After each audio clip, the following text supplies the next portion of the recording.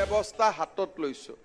এতিয়া আমি ইমানলৈকে বৈজ্ঞানিক চিন্তাধাৰা আনিছো যে আমাৰ ভেটেনাৰী ডিপাৰ্টমেণ্টৰ গোপালকসকলে আপোনালোকৰ গৰুত বেজি দিব আৰু সেই বেজিটোৰ ফলত সদায় আমাৰ গাই গৰুৱে জন্ম হ'ব কেতিয়াও ষাঁড় গৰু জন্ম নহয়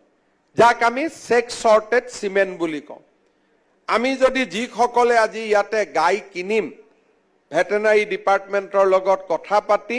সেক্স সৰ্টেড সিমেন্ট লগে লগে আপোনালোকে আনি ল'ব আমাৰ গোপালক গোমিত্ৰসকলে এই আঁচনিটো চলাই আছে চৰকাৰে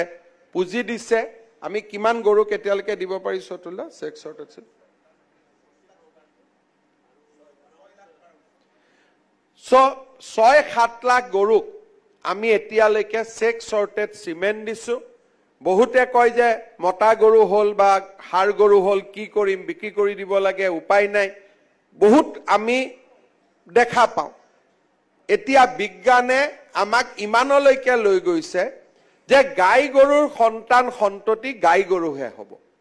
আৰু তাৰ সুবিধা আজি আমাৰ লগতে আছে যিসকলে গাই গৰু কিনিব তেওঁলোকে সেক্স সৰ্টেড সিমেন্ট গাই গৰুত যদি ইনজেক্ট কৰাই লয় তেতিয়ালে এইটো চিন্তা কৰিব নালাগে স্যাৰ গাই গৰু হালুৱা গৰু হৈ গল ইয়াতো হালুৱা গৰু কাম নাই গৰু বিক্ৰী কৰিব লাগিব গতিকে এই চিন্তাবিলাকো লাহে লাহে আমাৰ নোহোৱা হৈছে মই জিলা আয়ুক্ত মহোদয়ক অনুৰোধ কৰিম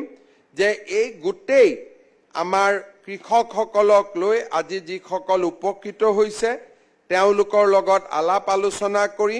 টকাখিনি যাতে শুদ্ধ ব্যৱহাৰ হয় তাৰ বাবে প্ৰচেষ্টা কৰিব